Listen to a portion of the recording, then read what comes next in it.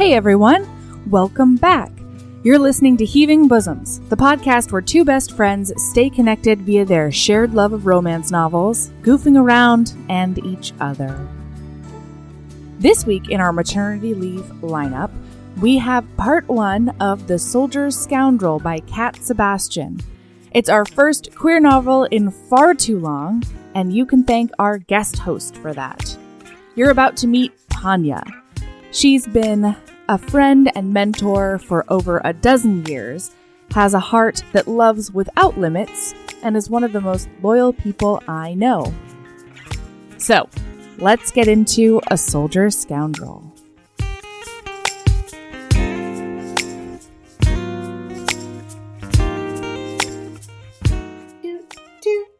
I'm singing the music.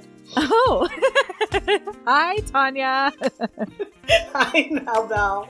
How are you? I'm wonderful. How the hell are you? I'm great.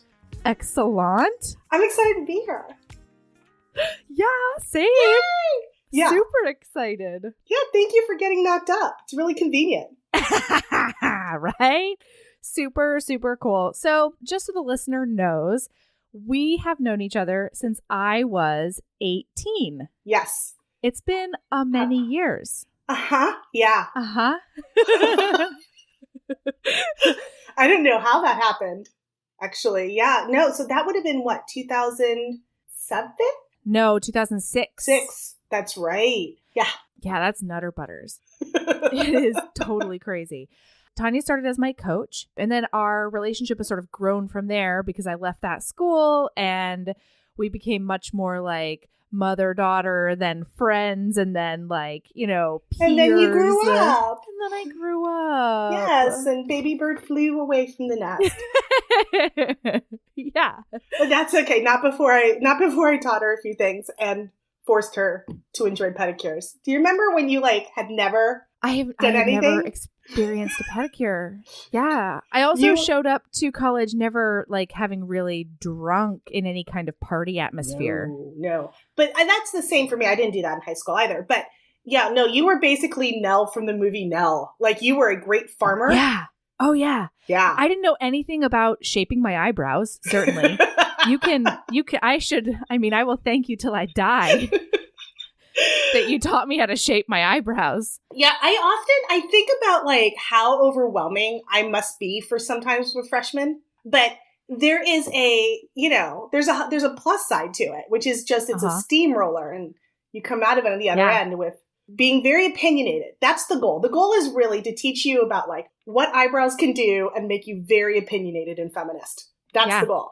Yeah. Completely. Yeah. And then I think that everybody can attest after listening to me for over a year that mission accomplished. Yeah. So no, it has been a long time.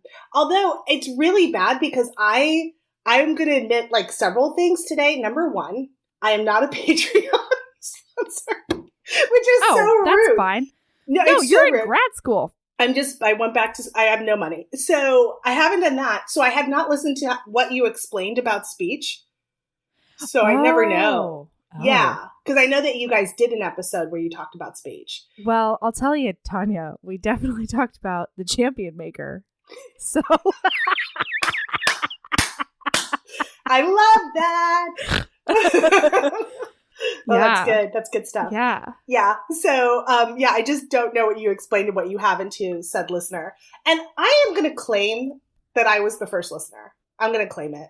Just cold. Oh, cold. Yeah, because you are the Spartacus of the Spartaci. I'm just going to claim it. I was on day one. You were. Because we had been talking about it before podcast even dropped. That I was like, I'm doing this thing. And Tanya is an incredibly supportive friend in every avenue. I try. We're good people. And we're interesting. And other people are very, very boring. So it makes sense. Just to support my friends and stuff. If you're going to support anybody's endeavors, may as well be the interesting people. Yeah. Because being boring is the worst. It's my least favorite quality in a human. Is being boring. So that's just the way I feel about most people. And now I've become, ever since 2016, I've become even more cynical. So I just genuinely dislike most humans that are not my friends. Yeah, I hear that. That. People really need to prove themselves these days. Mm-hmm. Yes. Yeah. Well, talking about people proving themselves to you, I kind of feel like this author did that for me. Because this is the first Cat Sebastian novel that transition read. Was a mess. Back.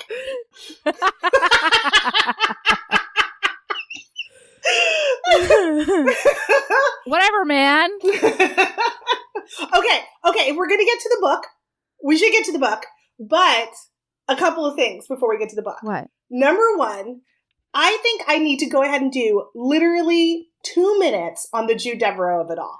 Oh my God. All right, everybody. Tanya is the one who suggested we read A Knight in Shining Armor. She is the person that you can thank for that 2-episode amount of glory that we did.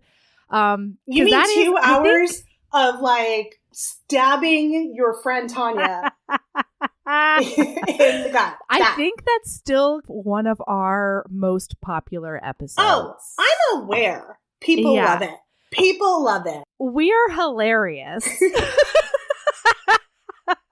You are hilarious and hurtful. Now, that being said, I think I represent a Gen X minority in the cult. Okay. That I just want to point out something. Like, life was different in the 80s. So I think that we said that quite a bit. No, in between blatant insulting. Okay. Yeah. Yeah, I think that's fair. No, but this is my point on this. Is that like I started reading romance novels when I was way young. Mm-hmm. And I was reading the filth when I was way young. Because as long as it was literature, I was allowed to do whatever I wanted, which is fantastic. And so I was reading my aunt's and my mom's romance novels. Mm-hmm. So my very first romance novel was a Jude Devereaux. It was Lost Lady. Yeah. And I was 10 or 11. So, yeah. And the look on your face is like a parent's nightmare. It's like, oh, you were a child. You know what? I'm not actually even worried about like the sex because A, I'm not usually worried about that sort of thing. Yeah. But B, the sex in Knight in Shining Armor was almost closed door blackout. Like, I mean, there were a couple of pumps and a shutter in a shower. Yeah, it's not super graphic, but it's penetrative. Yeah, certainly. But certainly it introduced me to like the concept of orgasms as a concept, not as like something you stumble onto in gym class. So that's a good thing. But that was also like, as you got older, this is what we used to do. Number one, used bookstores were very important to romance readers. Very important. Okay. So what you would do is you would go into a used bookstore and they would have the romance section and you would buy all the books and then you would read them and then you would come back with all those books and turn them back in like a Buffalo exchange with clothes. Oh, neat. And they would track your returns on a card that had your name on it. It was literally like a little file box. And so you would get credit so that you were buying more books. So it was like the cycle that you went through. So that's the first thing. So then the other thing was mail order. I probably subscribed. Yeah. I subscribed to Silhouette and Harlequin for all of high school. Nice. Yeah. And the books you would get 4 a month. Uh-huh. That would just get delivered. And it was like a total subscription service and all of those things. And so you churned and burned through hundreds upon hundreds of books. Yeah. Like it was just the sheer volume of them was insane. But it was a very bodice rippy. Fabio was a celebrity for real time. Yeah, absolutely. And well, like we talk about that quite a bit. These are really important books to read if you really want to be serious about the genre. But romance is very much like comedy. Like a lot of times it doesn't hold up because it's a direct reflection of the current culture. Oh, our love of the movie Purple Rain alone. Oh my God.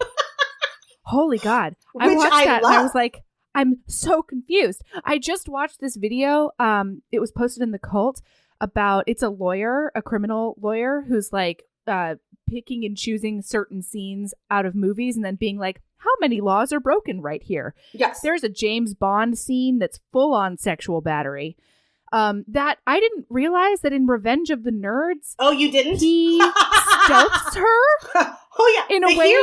The hero gives his girlfriend, who's unconscious, basically, because she's so wasted. Oh, no, that's 16 Candles. That's 16 Candles. That's 16 Candles, yeah. Yes, and Revenge of the Nerds, he puts on the Darth Vader mask to have sex with her. That's Anthony Edwards of ER. And then she goes from being like, you're the nerd, to like, oh God, that orgasm was so worth it. And I'm like, that is not you. That's not. But see, okay, and this is where I think we divide ways, because I don't care. Like, my thing is that I'm very aware of the era it was made, so it doesn't take away my enjoyment. I can watch Revenge of the Nerds and laugh at the parts that are still funny to me and be all nostalgic about it, and it doesn't bother me. The same way my favorite, book, and I love Gone with the Wind. And you don't get more problematic than Gone with the fucking Wind. Totally. Right. No, I completely hear you. Yeah. And I still think we did a really good job of being like, here are the reasons that fat shaming a child would have gone right under everybody's radar. Now, it's fucking funny, Tanya. It is funny. I'm sorry. But it's funny in a way that probably hurts people that genuinely liked it. I don't care. Look, that shit is hilarious. Okay. No, it's fine. It is fine. You shit all over something that's precious to me. That's okay. I just want it noted for the record that everybody loves something that is not okay. Yeah, I do too. And definitely, I will tell you, I don't think I was truly over it until your interview with Sarah McLean. That was when I got over it. I think she is the one who made me feel okay. I was like, I'm fine. Because this best-selling author gets me. So that's what I will say about that. Because that's one of her, what was it, Black Knight Lion. Or whatever? It's Black Lion, which is the first. It's the very first one in the Montgomery series. Oh, okay. That's right. So that's...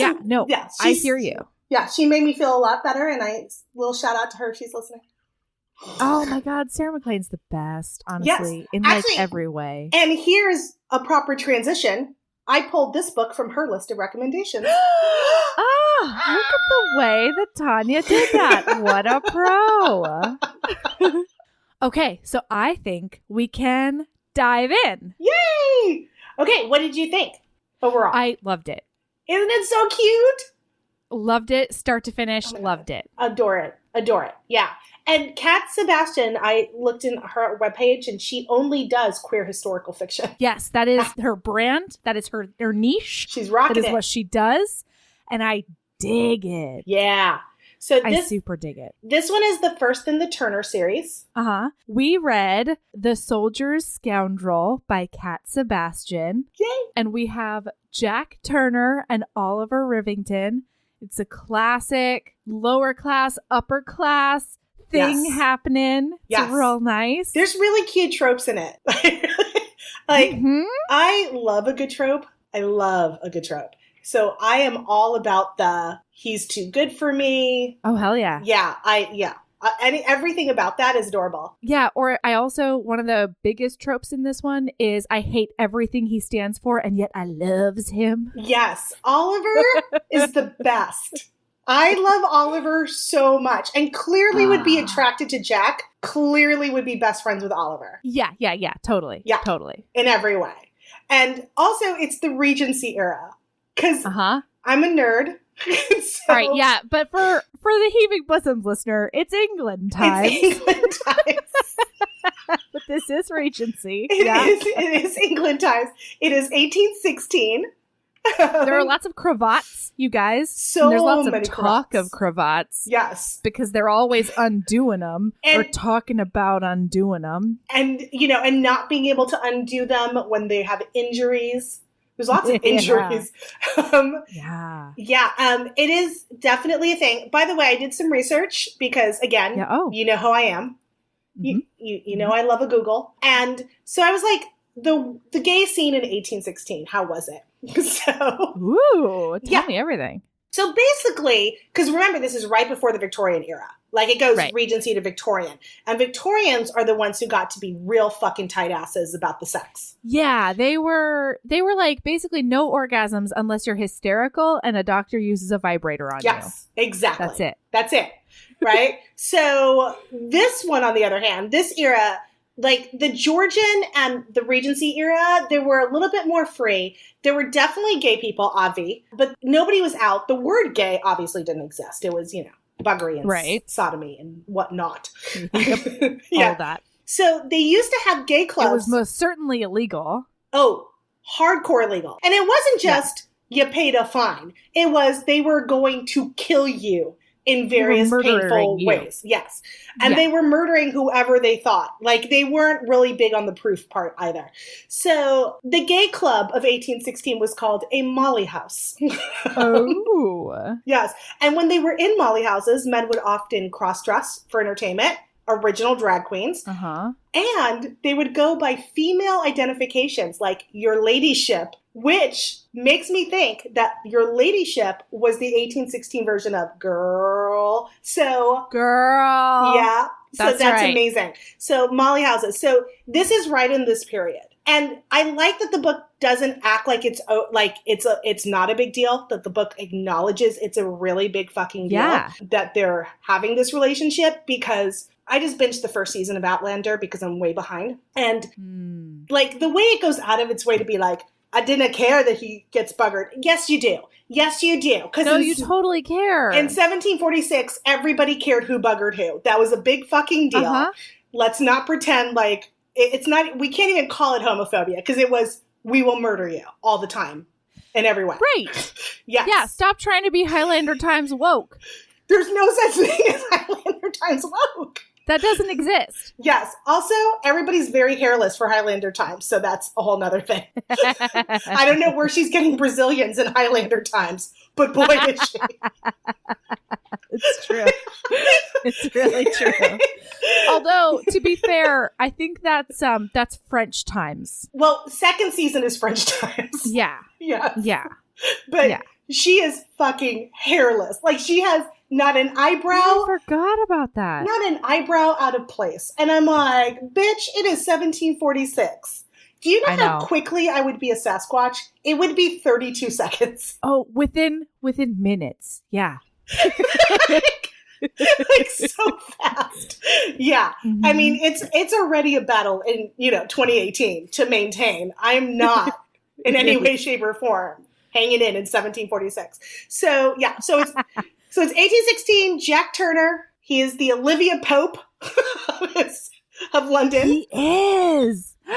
He so is. He's Olivia. Yeah. So he started from the bottom, and he went through a few different stages in his life. He comes from a family of criminals. Yes. He has a couple of siblings that have, sort of struck out on their own. He lives with his sister, who is a seamstress and has her dress shop. Yeah, her dress shop. And of late, Jack Turner has decided that he is going to not only create a business model that is no longer dependent upon gentlemen, because fuck every gentleman. He hates them all. But also, he wants to sort of right the wrongs of gentlemanly society and help other people get out from underneath the thumb of gentlemen. Yes. So a lot of times, most of his clients, as the Olivia Pope of Mayfair, are ladies who shit just goes down in their lives and they have no protection or recourse. And Jack is not noble about this at all. No. I really like the fact that he's very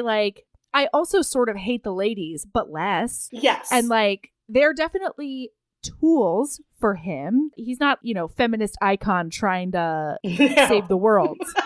At all. No, and he actually learns a thing or two about feminism along the way of this book. He does. He does. It's very cute. Yeah. So we're at Jack's office, and he's doing some paperwork or whatever, and then all of a sudden, a gentleman shows up. And immediately is labeled. It's like his sister Sarah is like, a gentleman is here. What? That's right. Why is this happening? Right. And in walks in what I picture as a very young Skarsgård. Oh, I like that. Yeah. I like that quite a bit. Like a really, really underfed Skarsgård. Yes. Yes. Yeah, because he's tall. He's got angelically blonde hair. Mm-hmm. He's all thin and wiry. And he has a walking stick and a limp because we find out later he was shot in the back of the knee in England times, which like I cannot think of a worse thing to happen to you other than maybe like the full body burn we got in a Duchess deal. Yeah. But yeah, a shot into a joint in England times sounds like that's not healing. That's never going to get. You're never going to have a really good physical therapy, is my point. No. And in London, he goes back to the wettest, coldest place on the planet. Right? I mean, poor man. Yeah. So he walks into the office and he's like, in a very gentlemanly way, he's like, listen, you lower class person, I want answers. Why did my sister pay you so much money? And by the way, a lot of money. Because again, the Google machine. £200. Yeah, which is, I translated that. Oh my God, Tanya, yes. You know I'm a nerd. You know how I feel about these things. I need to know. $19,000. No! Yes. What? That's how much. Holy shit. I was thinking like $5 grand. $19,000. A little more, actually, but I'm rounding. But yeah. Oh my God. That is how much Charlotte paid Jack Turner for something. Yeah. So holy balls. That sort of, to me, justifies why Oliver is wondering. Yeah. Like, and also, oh my God. So Oliver walks in and he's like a little pissed. And they speak and Jack is very insolent and a little indignant. He like makes him wait instead of immediately giving him the courtesy of a chair or something. But that's because he also recognizes him. Oh, yeah. He definitely does. Yes. Apparently, Jack, back when Jack was a valet, as he was sneaking his way up and accumulating better accents from his con days, he was at a party at this estate, which ended up being Oliver Rivington's father, who's an earl. Right. And he's out in the garden when he hears something and he's like, what's going on? Is somebody getting accosted? And no, it turns out somebody was getting a blowjob from a Dickensian twink. I mean, he was getting accosted, but just in a way that he really liked. Yes. He was getting good accosted. He was getting he was getting way accosted in and I like the idea that like the bushes, like the shrubbery, the elaborate English gardens are really just places to get blowjobs. Like, I mean, really, what better place to get a beach than in an orangery? You know? That's all I'm saying. But he distinctly remembers Oliver's face, which is usually so prim and proper and so refined, just broken in the throes of passion. He remembers his fingers going through the hair of his lover, all the things. And Jack is into it. Yeah, like severely into it immediately. Yeah, and we find out that over the past few years, he has been reliving this moment and reliving this fantasy. It's one of his, it's like a staple in the spank bank. Yeah, exactly. Yeah, it's total spank bank material. It was a firm deposit. And I can imagine that in 1816, porn was hard to come by. Yeah, and it was like drawn. It was drawn. So it's like that guy at the fair or at the boardwalk with like the giant heads and the little bodies. Like the porn was caricature porn. Yeah, not into it. Not into it. You're holding a skateboard for no reason. So true. Okay, so Jack, of course, is like, I'm not going to tell you why I hired your sister. Yeah. Because Olivia Pope never tells. Yeah, Olivia Pope is loyal to the client. That's right. And then all of a sudden, a lady arrives. And he's like, hey, listen, you gentlemen, you gots to scram. And Oliver's like, actually, my good sir, I don't believe I will. You're a criminal, and I'm going to stick around and watch your criminal stuff. Yeah, I'm going to find out what sort of criminal you are. Yeah. So Jack acquiesces because he doesn't want to make a scene. And in walks Mrs. Wraxall. Wraxall, right? Yeah, Wraxall. Yeah, yep. Lydia. Her name ends up being Lydia, right? I think so. Yeah. That sounds right-ish. Lydia. So Lydia, poor Mrs. Wraxall, has a problem. She's young. She's a young married lady, and she's lost some letters. and they are letters of the damning variety. Let me tell you, Lydia, at this point, later on, I'm good with Lydia.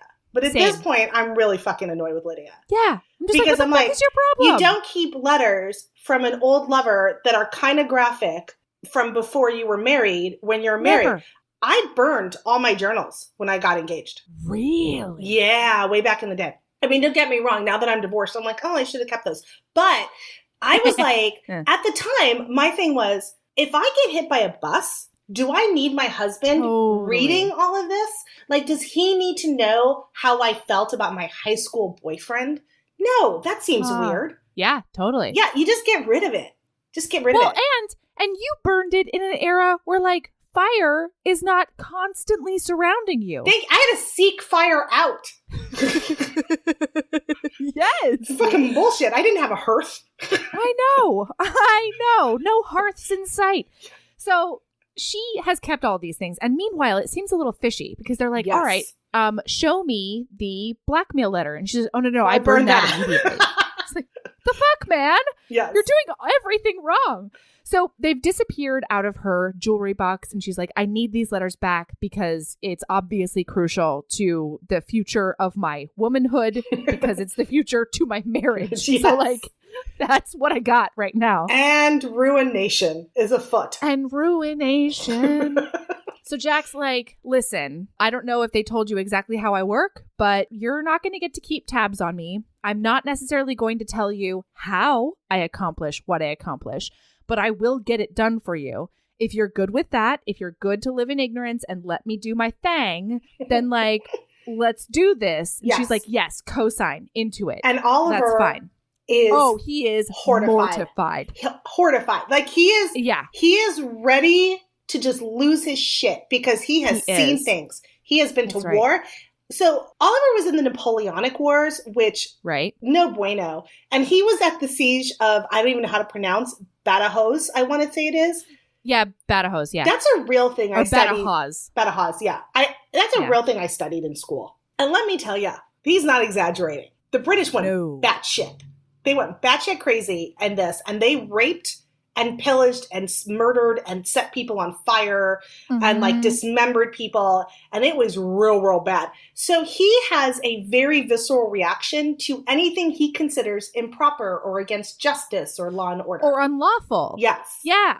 He's like, I have finally come back to the land of law and order. Yes. I have finally come back to a place where I feel like the societal norms work. And I don't like those to be messed with. And so he's like, I don't even care if this guy feels like he's helping people out. There has got to be a lawful way to help this woman. Yes. And breaking and entering isn't probably it. Correct. But Olivia Pope. I know. You got to get it done. You got to break it. So he finally leaves after he finds out that one of Jack's many methods is breaking and entering his own client's house.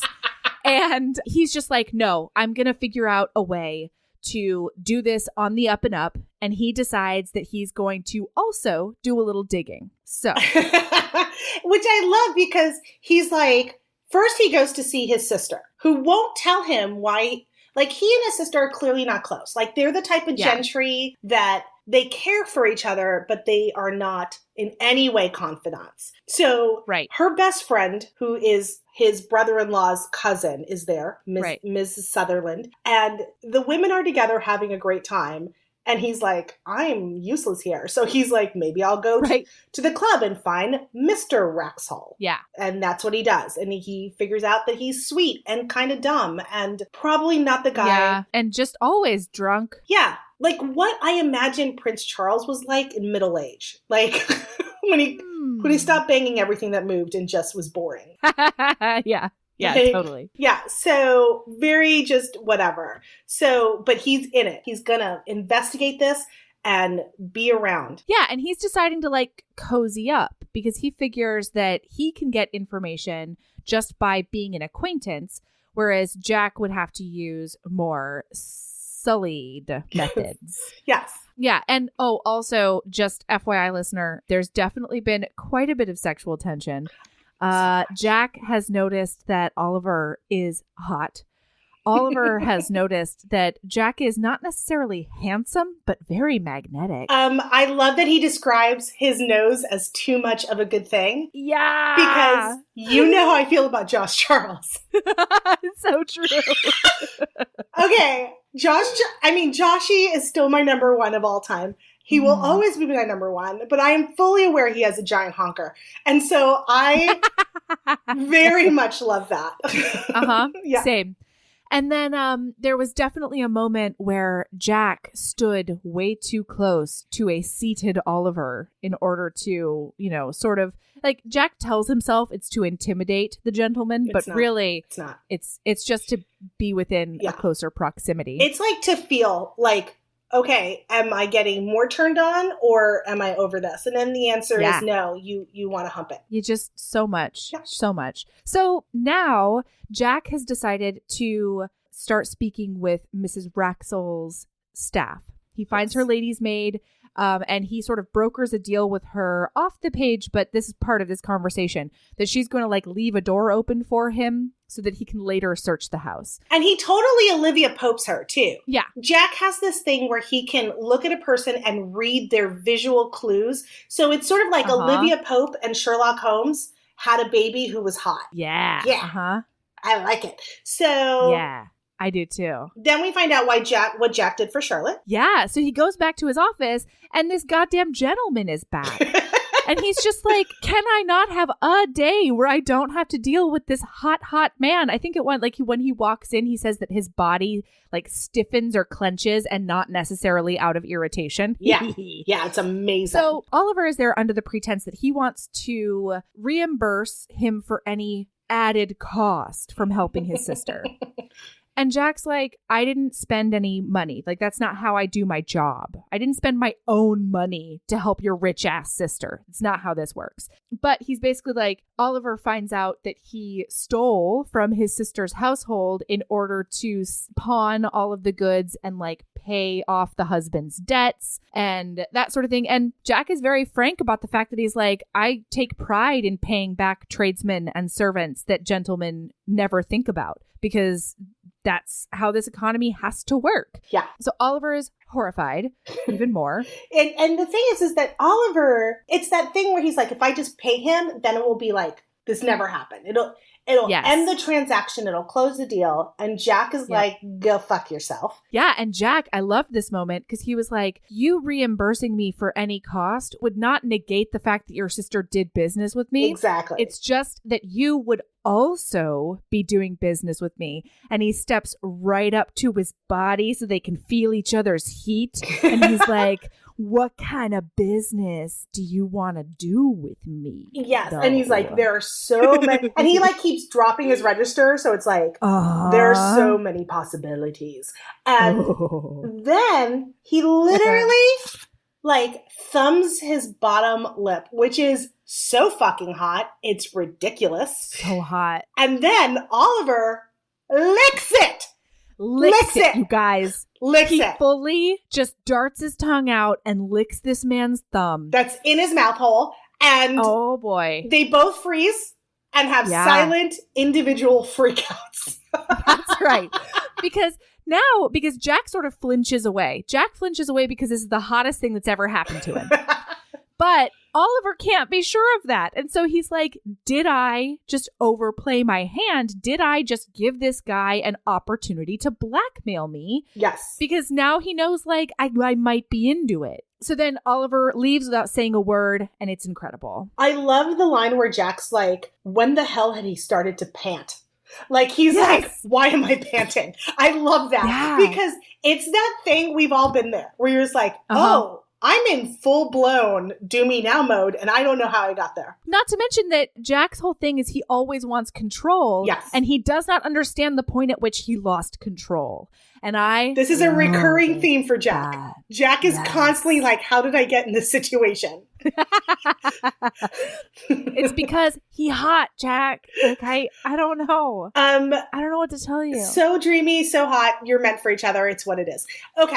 It is. So then we meet Georgie. Yeah, his little brother. I love Georgie, and Georgie is the next book, and I cannot wait to read it. Because really? Because I didn't think he was also gay. Georgie is the next book. Gay in this book. Well, Georgie's clearly playing a game through this book that you don't really know what's going on, because he's in very posh situations and clothing, and he's fabulous, and he's hanging out at whorehouses, and you don't really know what's going on with Georgie. And he's hanging out at White's at some point. Yeah. Like a bro. Like way upper class bro. So, and he has a really fake upper class accent. Uh-huh. And so when Georgie shows up, he immediately diagnoses his brother. He's like, stay away from that posh ass. Yep. That's way too high end for you. And no line I loved in this book more than Jack going, I'd really like to know who you and Sarah think I properly ought to sodomize. Yeah. Like my siblings? What do you want? It made me so happy. It's so cute. Yeah. Yes, and that's when you also find out that their father used to prostitute Jack. So that sucks. Yeah, so we find out a lot about the father and mother. We can just get this out at the beginning. Yeah. His dad was a all sorts of con man. And he not only taught Jack how to thieve, but he also put him into alleyways with gentlemen and let them do whatever they wanted, really, as long as he came back with coin. And Jack was pretty, and he's very practical about the memory. He's like, sometimes I enjoyed it, sometimes I didn't. It's what it was. It's what growing up in my family was. Yeah. And it's interesting because all three of them have clearly processed their childhood in a different way. Yeah, and absolutely. And they're all scarred by it, but they all have processed it to move forward. None of them are like, I won't stay there. Right. So each of them has done something to get out and climb out of that gutter. Mm-hmm. But basically he was raised by the Thénardiers from Les Mis is what it boils down to. Yeah. It's so true. Yeah. Yeah, completely. So now. Yes, this is the alley fight. That's right. So Oliver is hanging out with he's on his way to go see Raxel. Yes, he's walking through and he gets robbed essentially in an alley. He gets mugged, and it's the wonderful trope of there's a mugging and there's a fight. But I do love that it's the trope because Jack, of course, is following him because of the case, because he wants to know what's going on. And Jack is like, do I get involved? And then he's like, oh, there's a knife. I should probably help him out. Yeah. So he's like, there are 4 of them. Yeah, that seems a little unfair. And then he sees the knife and he's like, mother bitch. Yeah, 4 and a knife. All right, I'll get it. So he jumps in. And I did really like this, though, because not only did Jack start this thing by being like, oh, shit, this guy can actually handle himself. Yeah, he's on his game. He's beating the crap out of these robbers. Yeah. Yeah. And he's injured and he's an upper class dandy. I would usually be like, fuck this guy. But oh no, he's impressive. Oh no. So then they start fighting side by side, and then they start fighting like they've been fighting together for years, and they're throwing the walking stick back and forth. They're coordinated. They're koshing. Oh. They're koshing. They're koshing the shit out of people. They're koshing. Just everywhere. And then, amazingly, it's so cute. As they're, koshing and doing all of this, Jack was dangerously close to being impressed with Rivington, but he supposed he'd get over it. And then, once they're done, that is when, Jack tries to, Olivia Pope him and diagnose him and Sherlock him. Yes. And be like, you don't eat enough. You're way too skinny, which I love because it starts his obsession with feeding Oliver. Oh, I knew this would speak to you. It's so cute. Food is love. One of the ways that Tanya shows love is to feed people. And that's one of the ways I do too. Yeah. Yeah. Love is a pie. I don't know why people don't understand that. I don't see why not. Yeah. Thank you. Yeah, Mel and I have a bowl of chili. Mel and I, in times of emotional stress, baking and eating was a big part of it. Uh-huh. Those scones we made that one time was so good. Oh yeah, the meningitis scones. Those were serious business. Oh, those were so good. My stepdad had a health scare, and my immediate reaction was to print out a scone recipe, walk over to Tanya's house, and say, I'm not going to know any information for hours. We're baking. That's what we did. And they were delicious. Don't worry, guys. He didn't actually have meningitis. Huzzah! Yay! In times of trouble, it's what we do. Okay, so that scene ends with Oliver calling him out on his accent slipping and how much he loves his like the little guttural street accent comes out a little bit. Yeah. And it's like, well, and this is, meanwhile, all of this gutturalness is happening as Jack pushes him up against the same alleyway wall. yes. Is like with unconscious cravat. Unconscious robbers just on the ground. Yeah. Just whatever. No, but they're not important. Yeah, it's really hot. And then he's like, "Are you going to blackmail me?" And Jack is like, "Don't be an idiot, because you would be able to blackmail me for the exact same thing." Yes. Did you not notice how hard I was in my office? Okay, so that and that's technically later, but it's looped in. No, you're fine. You're fine, because it's all really one conversation they have over several scenes, right? Because Oliver finds out that his brother-in-law is coming back. So he finds out finally what Jack did, and that his brother-in-law had like beaten his sister, had threatened to take away her kid, had definitely been raping maids, if not his wife, even though that was like not a thing until the 70s. So but so everybody's like, Jack will help, and Oliver's like, but he's a scoundrel, and everybody's like, but he gets shit done. Like the sister's like, why are you talking scoundrel? Who cares? No, we don't care who he is or what his methods are. He got this terror out of my life. Yes. And there was nobody else who would have been able to do that, because none of our society protects me from this. Right. He had every right to commit every atrocity in our household that he did. Exactly. And so when they finally have it out over the blackmail is when Jack finally is like, you're being a dummy. Right. Also, I almost fucked you in an alley the other night. Right. Do you not recall? And then they finally kiss. And I say finally, it's like page 70. They like kissed early. But oh no, but it felt like finally, because the tension in this is so well done. So much tension. So yes. And so, oh my goodness. And it's like this really sweet, like little beautiful, gentle kiss. And then immediately followed by some face sucking for realsies. Huge. And this is isn't that after Jack goes and searches the house and jumps out the window? Yes. So he's injured. Yeah. So Jack has been doing some investigations, and that's one of my favorite parts too, because injured Oliver helps him up the stairs to his lodgings, and he's like, "What are you doing? You're also injured." And he's like, "Between us, we've got two good legs. We're going to make this happen." And then they get all the way upstairs, and Oliver then helps him undress. The gentleman is helping the former valet undress. Yes. Which was a really cool touch. And they just can't help themselves. Like, it's too much flesh. It's too much proximity. It's too much tension. It's all just... And then when Jack goes to take off his breeches, Oliver's like staring for a second. Jack's like, you can stare. And then he's like, no, I shouldn't stare. And he turns around. And then finally, this is what I love. There's all this tension, and Jack goes, let's go get some food. Let's go get some dinner. It's 3 a.m. Let's go get some dinner. And of course, Oliver's like, where the fuck do you get dinner in London at 3 a.m. in 1816? The whorehouse. Yeah, he's like, we're going to a whorehouse. Ever been to one? And he's like, no, I haven't. And he's like, shocker.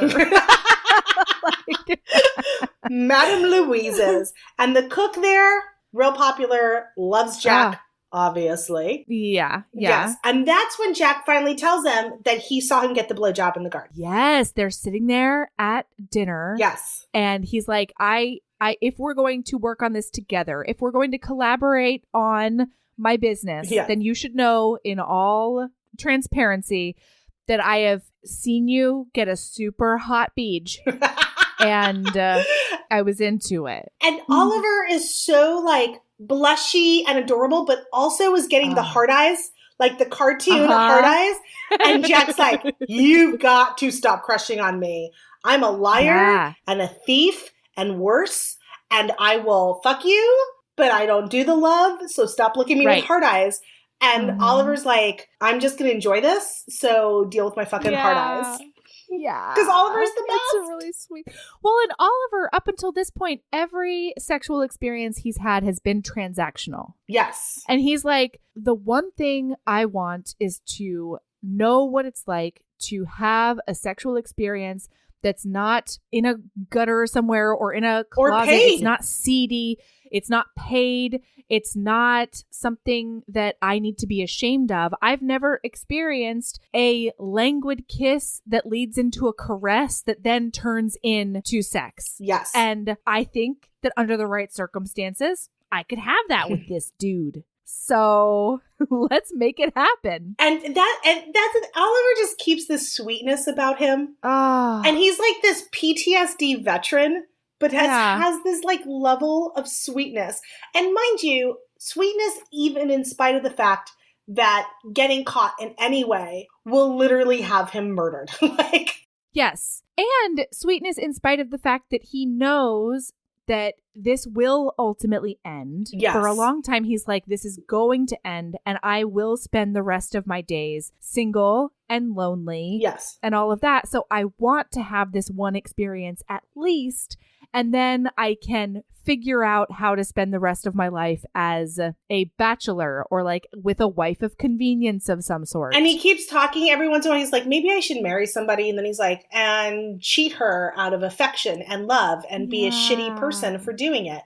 And which I adore. But I also just like, it makes me ache to think of how many human beings had to do that for years and years and years of just faking it because that is what was expected of them. And this is why I fucking hate all of society's little expectations for people. It's just completely. So for 1,000 fucking years, people like went through this hell. Yeah, for no reason. For no reason. Made up notions of purity and rightness. Yes. Like it doesn't make any sense. Like an orifice is an orifice, you guys. Literally for no reason. And it's not like people weren't having 17 babies when they could. So my thing is, human population exploded just fine. We did not need to torture the gays. It's so true.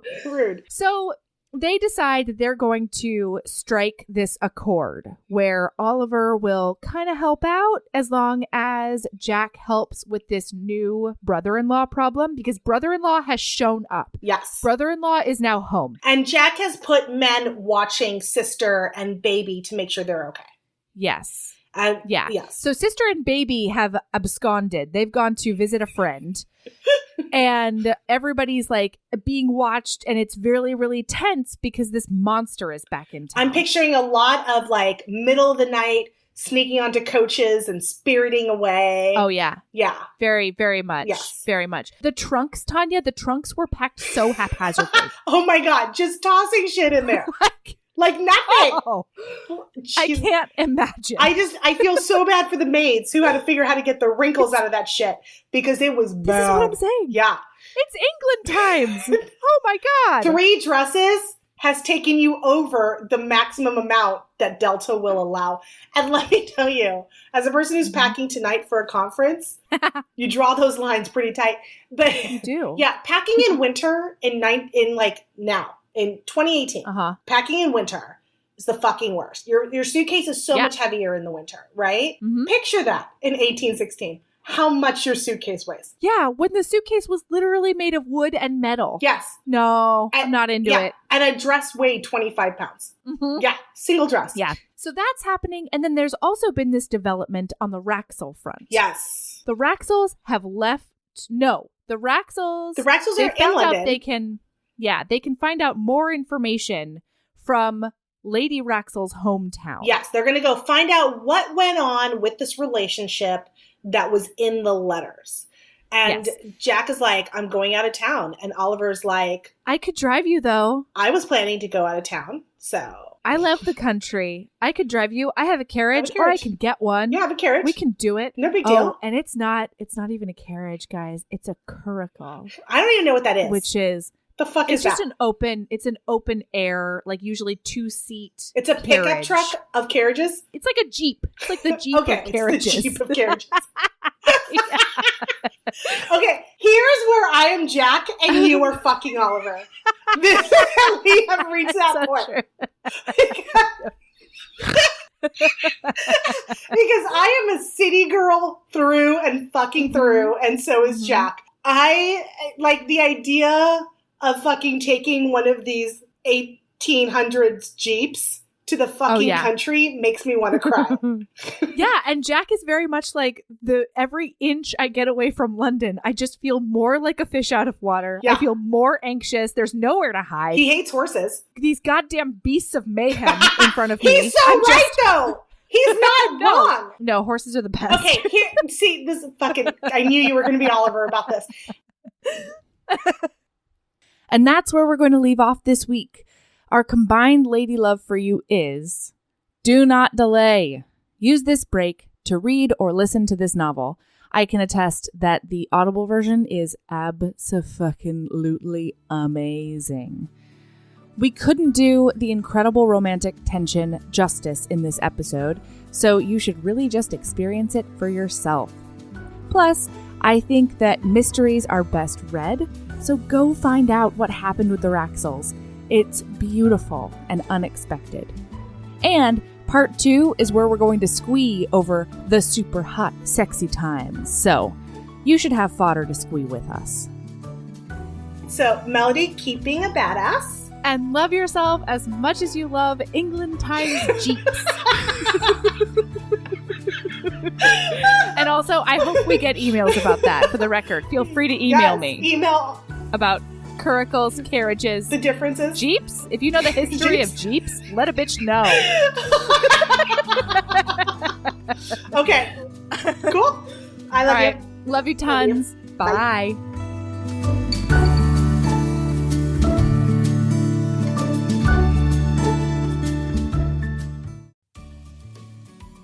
Hey, you. Yes, listener, you. Are you loving the show? If so, please leave a rating and review in your podcast app. The 90 seconds you take to say something nice not only helps new people find the show, but it makes me super smile over at HBHQ. Also, I've had a few people ask, and the answer is yes. We are still doing the 5-star bribe. If you leave us a review with 5 stars, then we'll do whatever book you want. We're real deep into the list, though, so it might be a while. Lilas! Okay, back to the show.